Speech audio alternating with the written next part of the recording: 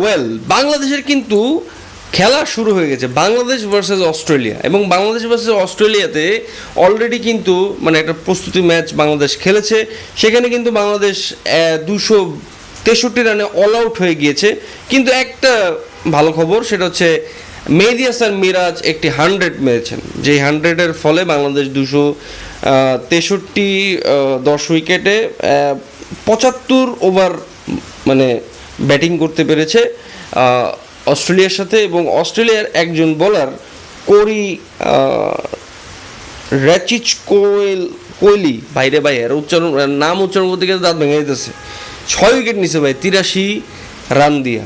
So খেলা শুরু হয়ে গেছে, বাংলাদেশের খেলা শুরু হচ্ছে খুব শীঘ্রই। এটা কিন্তু প্রস্তুতি ম্যাচের কথা বললাম, প্রস্তুতি ম্যাচ চলছে, সামনে আগামীতে রিয়েল ম্যাচ শুরু হতে যাচ্ছে। সো সবাই স্টে টিউন উইথ লুজ টক, এবং খেলার লাইভ আপডেট একদম জানাই দিব সাথে সাথে। সো আমাদের সাথে যুক্ত থাকবেন। ধন্যবাদ।